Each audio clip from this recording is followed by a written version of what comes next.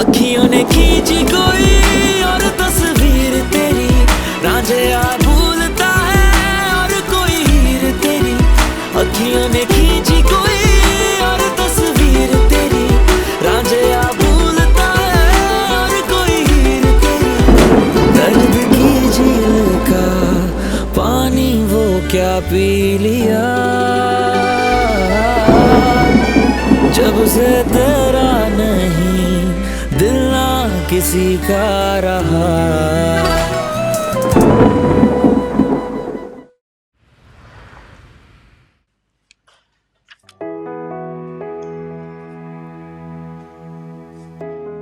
سلام، خوبین؟ علیک سلام. چه خوب شد که اومدی. هی به شهزاد میگفتم که کی حنا میاد این خونه، زیادی سوت و کوره. خدا رو شکر که خودت اومدی. راستش انگار نمیدونین، ولی من خودم به شهرزاد گفتم برمیگردم خونه. که اینطور؟ خب معلومه دیگه، خونه من اینجاست. باید برمیگشتم. فقط یه چند روز پیش مامان بودم. آهان. خب مادرت چطوره؟ حال احوالش خوبه؟ خدا رو شکر کاملا خوبه. بهتون کلی سلام رسون. واقعا چقدر لطف دارن. تو هم بهش سلام برسون. نوری برام چای بیار لطفا. شما هم چای میخوری؟ نه همین الان بهش گفتم که چای دم کنه، الان میاره. تو راحت باشه. راستی حنا، یه چیزی میخوام بگم. من تا چند روز دیگه برمیگردم آمریکا و شهزاد دوباره تک و تنها میشه. به نظرم تو بهتره که کمتر بری خونه مادرت. اینا منظورم اینه که برو و بالاخره اون مادرته، ولی یه ذره کمتر برو یا با شهزاد برو. من که برم فقط تو رو داره. میدونی که اون خیلی آدم حساس و خوشقلبیه، مهربونه. خودت میدونی که چقدر دوستت داره. بعد از رفتن من دیگه تو باید مواظبش باشی. دیگه خودت بهتر میدونی. ها؟ اصلا نیازی نبود که بهم بگین. منظورم اینه که خب اون شوهرمه، البته که مواظبشم. میدونم که خیلی به شهزاد کمک کردی و اونو از گذشته غم انگیزش نجات دادی. امیدوارم همونطوری که قبل از ازدواج مواظبش بودی، امیدوارم که از این به بعدم همونطور صادقانه بتونی مواظب برادرم باشی. شما میخواین چی بگین؟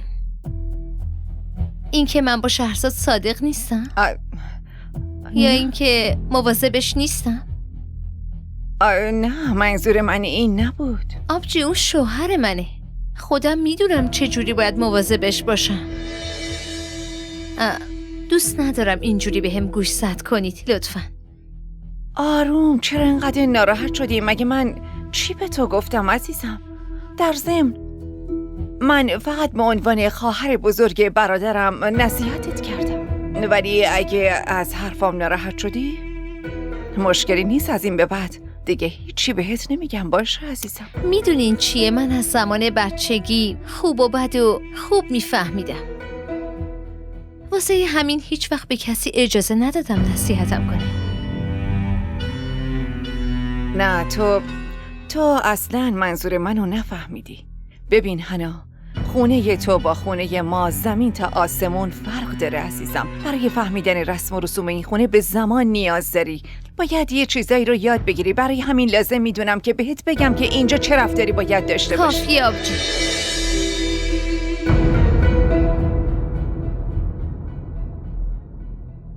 خیلی حرف اشتباهی زدین. میخواین چی رو ثابت کنین؟ که من از یه خانواده فقیرم؟ حنا؟ نه، شاید براتون سوء تفاهم شده. ما همیشه اینجوری نبودیم. شرایط بد واسه همه پیش میاد، ما هم مثل بقیه بودیم. حنا گوش کن، من اصلا منظورم این نبود. تو اشتباه متوجه شدی. آروم باش. چی شده مگه؟ شما اون چیزی رو که نگفتیدم من فهمیدم. لازم نیست چیزی رو به زبون بیارید. نه صبر کن حنا، تو داری اشتباه متوجه میشی. من چیز بدی نگفتم، نه چیز بدی گفتم و نه منظور خاصی داشتم عزیزم.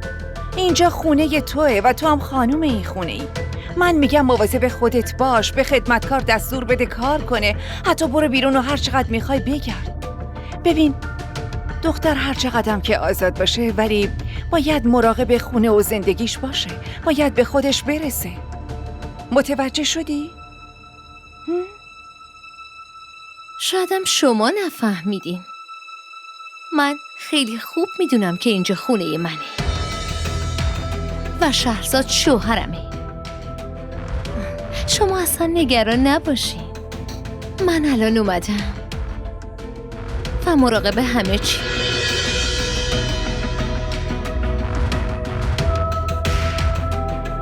نوری چای منو بیار تو اتاقم.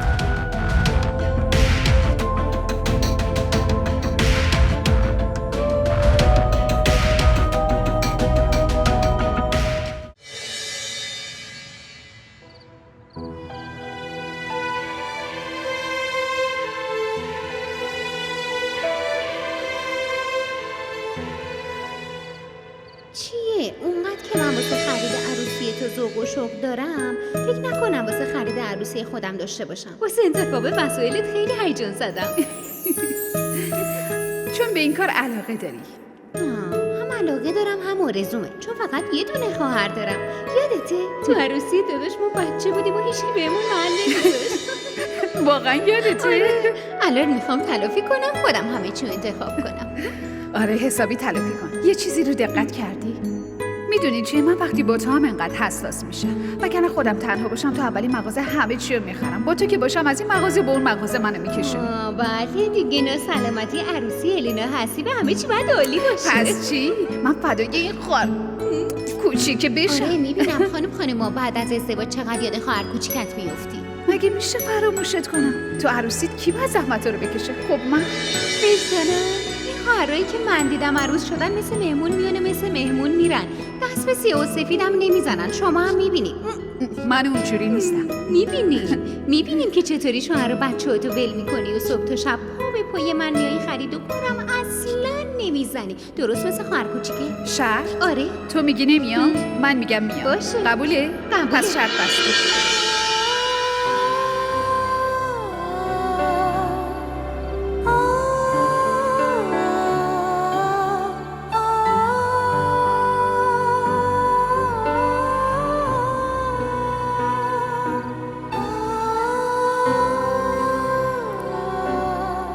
رامشا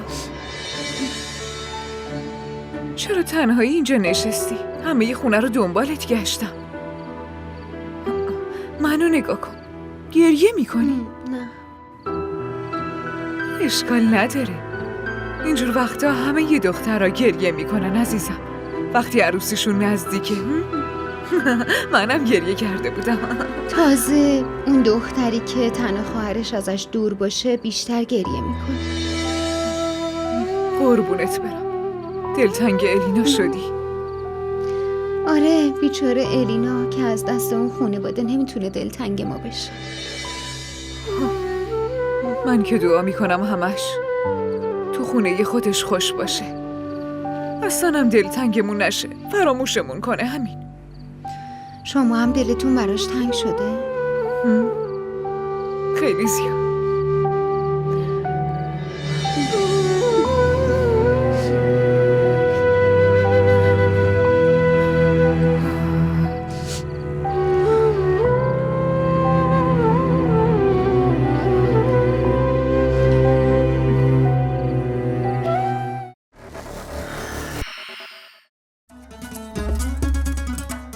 DDTV شبکه محبوب فارسی زبان در آمریکا. سابسکرایب کنید و تمام سریال های مورد علاقه خود را در سراسر دنیا تماشا کنید.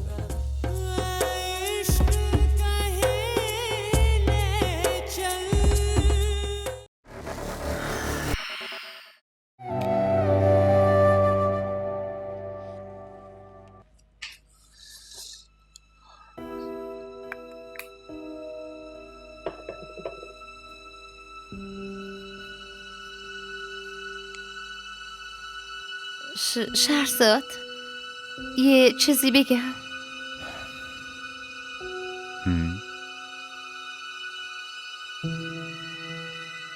فکر نمی کنی که رفتار آبجیت با من یه جوریه؟ من که باهاش صمیمیم شهرزاد. باهاش خوب رفتار میکنم، خوب حرف میزنم. اما نمیدونم چرا اینجوری میکنه.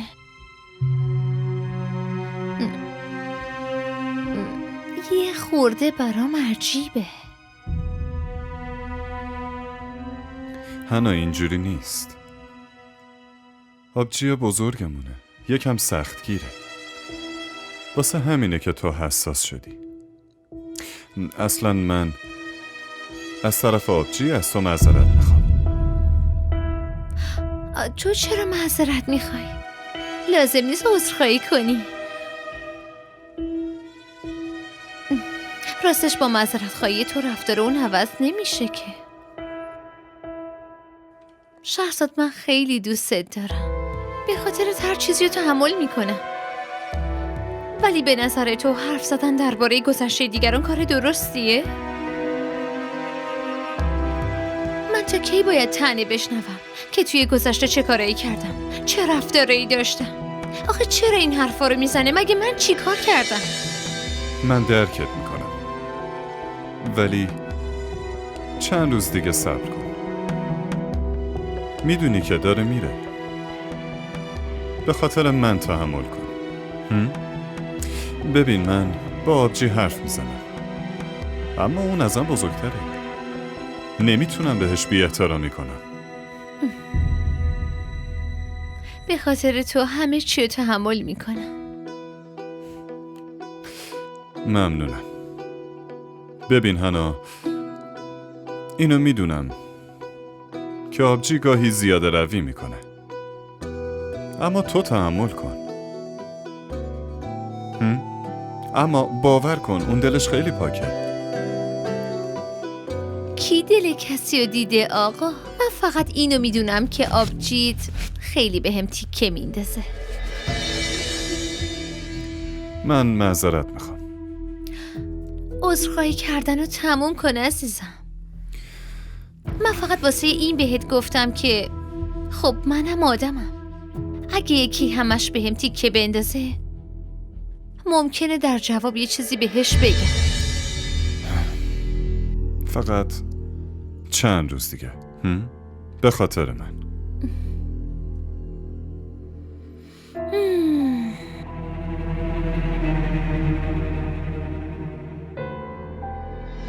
इस तरह बिल्कुल स्वाद नहीं आता। गुल मेरी जान, आप खाना शुरू करो, सालार आ जाएगा। ये खाने की टेबल पे देर से आना इन दोनों बाप बेटों का विरासती मसला है। मैं वेट कर लेती हूँ. ما را در شبکه‌های اجتماعی دنبال کنید.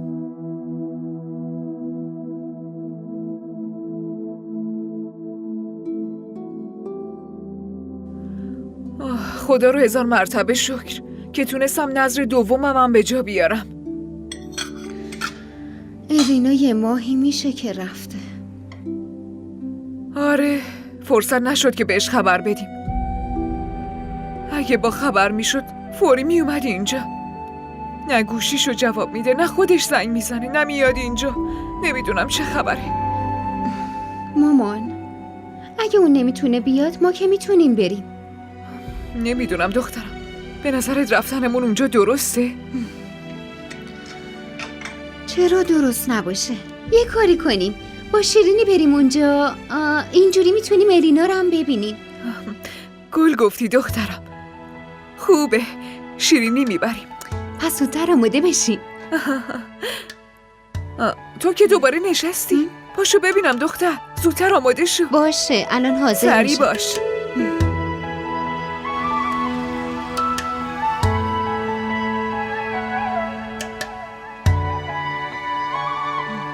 ای بابا، رامشا زنگشونو بزن، زود باش. مامان فکر کنم زنگشون خرابه.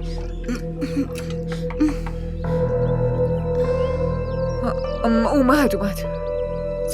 سلام خانم. علیک سلام. بقیه کجان؟ خانم علی آقا و خانم بزرگ رفتن سر کار. و الینا کجاست؟ تو خونه است.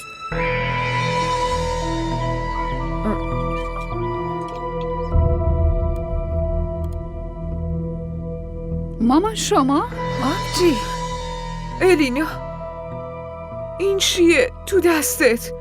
داشتی تمیز میکردی؟ مامان نه خب خونه خودمه دیگه. این خدمتکار اونا بیرونن. در خونه چرا قفله مامان دخترم؟ همه چیه میگم بیاین بریم تو. اینجا میخواین حرف بزنیم؟ بیا. یعنی چی که میگم؟ اول اینو بگو ببینم که چرا در خونه قفل بود؟ تو موندی خونه و بقیه بیرونن؟ چه خبره اینجا؟ مامان هیچی نیست به خدا. زینت واسه خرید رفته بود بیرون. خودم گفتم کلیدا رو ببره. هر دقیقه نمیتونم در رو باز کنم. چای میخورین یا آب میوه؟ ها چی میخورین؟ چی براتون بیارم؟ هیچی نمیخوایم. هرچی زنگ میزنم گوشید خاموشه. اصلا در دسترس نیست دخترم. و علی به اونم که زنگ میزنم جواب نمیده. پس چه جوری حالتو بپرسم؟ تلفن خونه که کلن خرابه. گوشیم هم که از دستم افتاد شکست. آخه چه فکری کردی مامان؟ مگه میشه بهت زنگ نزنم؟ شایدم نمیتونی زنگ بزنی.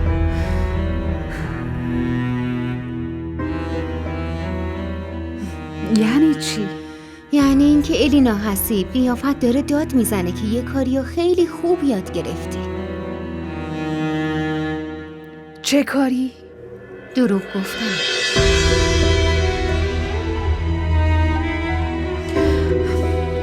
بس کن مامان، چرا باید بهت دروغ بگم؟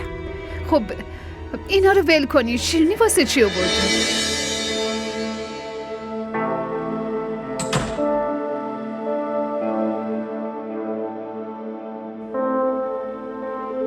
اون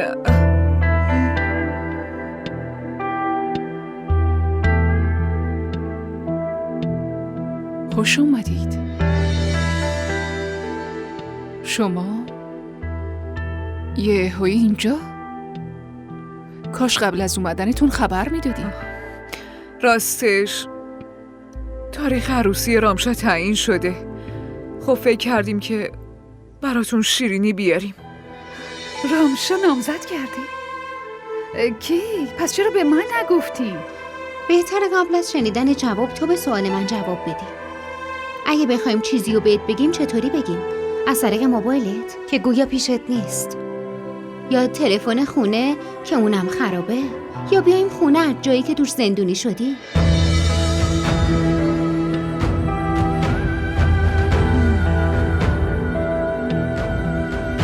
بریم مامان. لطفاً بشینید، الان براتون چایی میارم. نه خیلی ممنون. با اجازه شما. فعلا.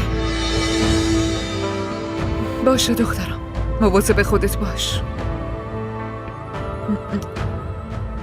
خدا نگهدار. خداحافظ.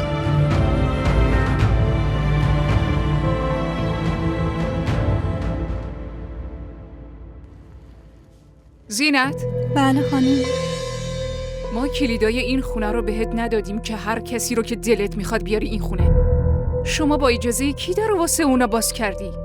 چی کار میکردم خانم؟ وقتی من اومدم اونا دم در بودن. مگه تو عقل نداری؟ بهشون میگفتی ما خونه نیستیم.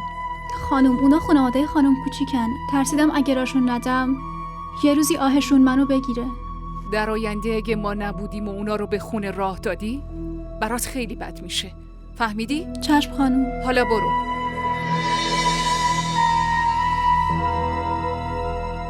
به بابا احمد بگو چمدونمو بذاره تو ماشین. باشه خانم.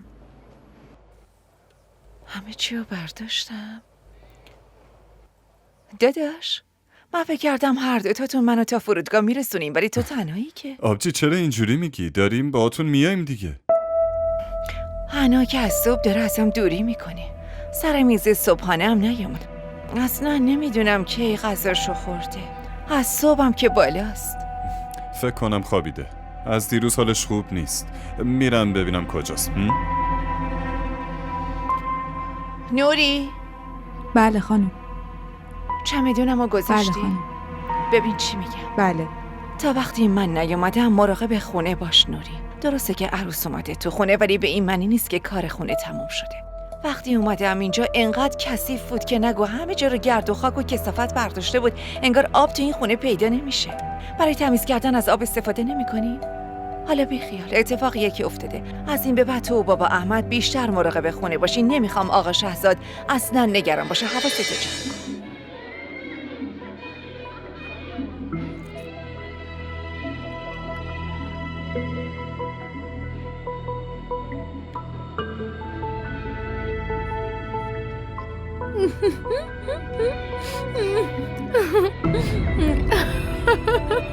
هنا، شهزاد ساکت باش لطفا. هنا دارم باهات حرف میزنم. برنامه مورد علاقمه، 2 دقیقه منتظر باش دیگه. تو که میدونی آبجی امروز پرواز داره. آره میدونم. پس به جای تلویزیون دیدن یکم برو لطفاً پیشش بشین. از صبح تو اتاقتی، اون ناراحت میشه. البته کنارش بشینم که هرچی دلش میخواد بهم بگه. هیتی که بندازه و جایگاهمو بهم یادآور بشه. تو که نمیدونی چیو شنیدم. فقط به خاطر تو تحمل میکنم و جواب نمیدم. هنا، من از طرف اون از تو معذرت خواهی کردم، اما تو باز داری تکرار میکنی. باشه خاموشش میکنم. تو خوشت نمیاد من خوشحال باشم. بیا اینم گذاشتم کنار. من تکرار نمیکنم، ولی اون حرف کوچیکی نبوده که بتونم فراموش کنم. اون تحقیرم کرده. نمیتونم فداکاری کنم برم پیشش، چون ممکنه یه حرفی از دهنم در بیاد بهش بگم.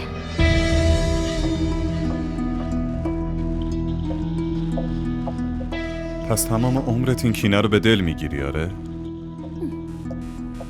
یه کاری کنی. من که بچم، نادونم. تو که ازم بزرگتری و عاقلی، تو بگو من چی کار کنم. خیلی خوب. الان من میرم پیش آبجی، بعد با هم دیگه میریم فرودگاه میرسونیمش. اینقدر سرم درد میکنه که نگو. من فقط واسه دیدن این برنامه آلارم گذاشته بودم، وگرنه نمیتونستم بیدار بشم. الان باید بخوابم. سریالم هم که نذاشتی ببینم. واقعا نمیتونم جایی برم. از طرف منم ازش عذرخواهی کن باشه. هنا اگه سر درد میکنه بلند شو قرص بخور. خوردم که الان خوابم گرفته. میدونی که قرص خواب آوره. الان اگه نخوابم بدتر میشه. تو که نمیخوای حالم بدتر بشه. میخوای؟ اون خواهر منه. این کار تو بی احترامی بزرگیه. خدای من شهرزاد، خب منم زنتم. اصلا به فکر من نیستی؟ از کی دارم میگم سرم درد میکنه؟ تازه برنامه‌ام ندیدم. میگم تو از طرف من عذرخواهی کن. خودش متوجه میشه. من که عمدن این کارو نمیکنم. حالم بده. حرف زدن با تو هیچ فایده ای نداره. ای وای سرم خیلی درد میکنه. بذار بخوابم دیگه.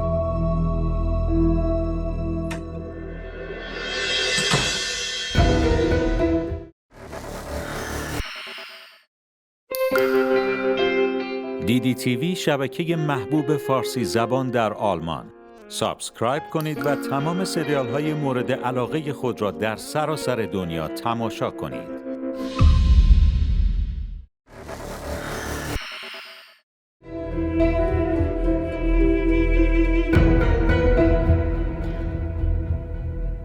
هنا هر کمکی که لازم داشت حتما بهش کمک کن. باشه؟ وضعیت خونرم تو و بابا احمد بهم گزارش بدین. من بهتون زنگ میزنم. خب؟ چشم خانم. خوبه. به کارت برس.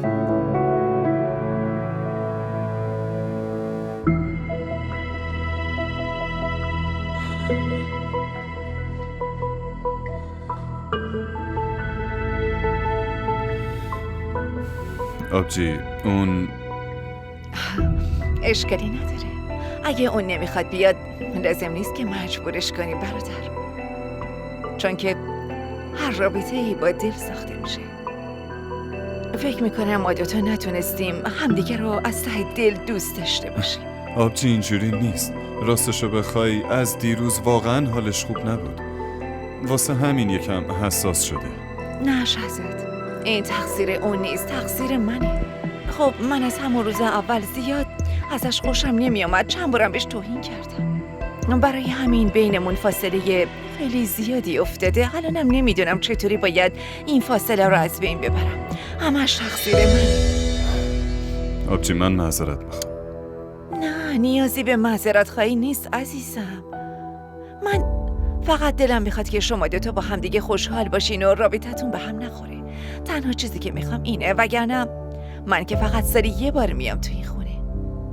با این حال آبجی، من از این رفتارش واقعا شرمندم. باور کن اون دلش خیلی پاکه. حالا هرچی، همه وسایلتو جمع کردی؟ جمع کردم برادر منو باشه، همشو گذاشتم تو ماشین. دیر کردی آقا شهزاد. آها فهمیدم. اونجا یکی خیلی شدید منتظرته ها؟ مگه نه؟ عاقل شو شهزاد. بیا بریم که بعد از کافی دیرم شده. ترافیک بزن بریم.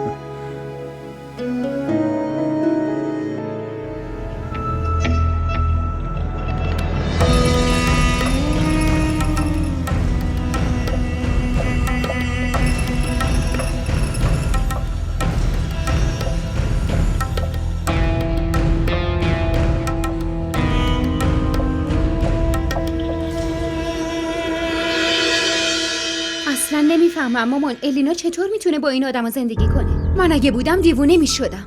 این دختر خیلی صبوره. مجبور صبر کنه مامان. آخه چرا به خاطر من این دختر بیچاره رو قربانی کردی؟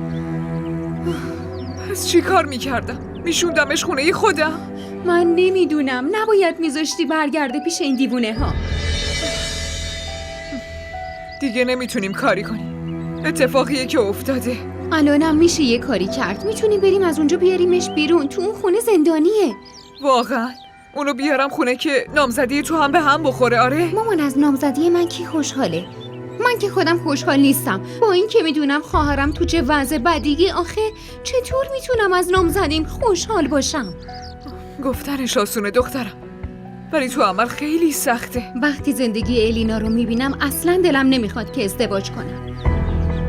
من تو خونه بابام راحت ترم. همه یه دختر رو تو خونه پدر راحتن دختر من، ولی واسه ساختن زندگی آینده باید خیلی چیزا رو تحمل کنن. مامان رابطه ای که فقط باید تحملش کنی همون بهتر که زودتر تموم بشه. فقط خدا میتونه به دخترم کمک کنه. خب از کجا بدونیم؟ شاید خدا به واسطه شما میخواد کمکش کنه. اگه شما کاری نکنی خدا هم کسی از آسمون براش نمیفرسته. ما را در شبکه‌های اجتماعی دنبال کنید. पलके छू के गिरा बिछड़ा हुआ आंसू मेरा लम्हा रुक वो गया जिस पल था तू रूबरू धोखा दिल को हुआ. بهتره قبل از شنیدن جواب تو به سوال من جواب بدی. اگه بخوایم چیزی رو بهت بگیم چطوری بگیم؟ از طریق موبایلت که گویا پیشت نیست، یا تلفن خونه که اونم خرابه، یا بیایم خونه جایی که توش زندونی شدی؟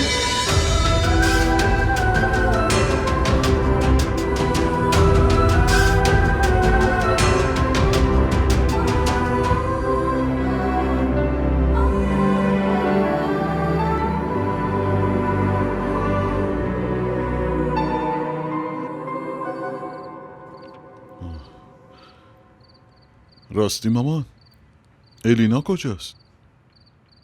تو اتاقش نشسته داره قصه میخوره. قصه یه چی رو؟ امروز مادر و خواهرش اومده بودن دیدنش. مامان مگه در رو قفل نکرده بودی؟ چجوری اومدن تو خونه؟ این زینت احمق اونا رو آورده داخل خونه. مگه ما به زینت نگفته بودیم بدون اجازه ما کسی رو تو خونه راه نده؟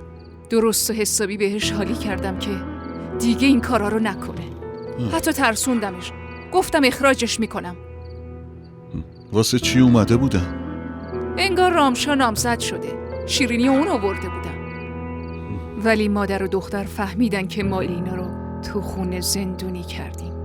خب که چی؟ مگه ما از اونا میترسیم؟ من نمیفهمم با اون کاری که دخترشون انجام داده چطوری روشون میشه بخوان اعتراضی بکنن ها؟ آره همینطوره.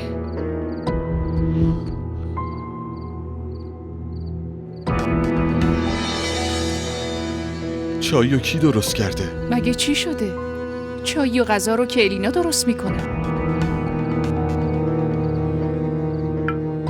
خیلی افتضاح و بدمزه است. من از این به بعد فقط دستپخت شما یا دستپخت زینت رو میخورم. بگو خودش غذا رو آماده کنه. همینطور چایی. باشه، الان به زینت میگم که برات چایی دم کنه. خوب شیر فهمش کن. باشه؟ باشه. زینت! زینت!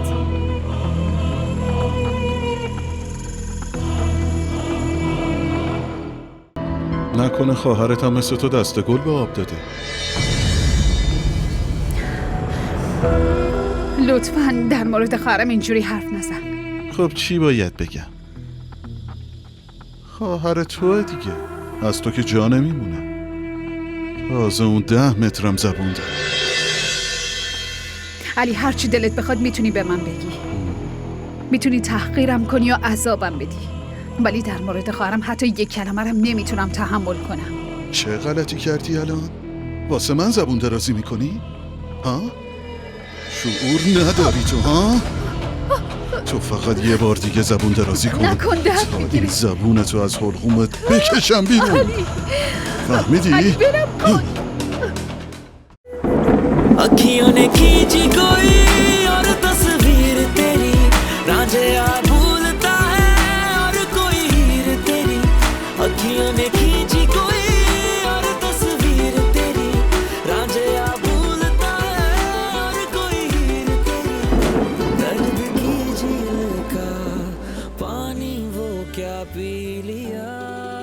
بابت تماشای این قسمت از شما ممنونیم. اگر از تماشای آن لذت بردید لطفاً نظرات خود را برای ما بنویسید و این ویدیو را با دوستان خود به اشتراک بگذارید.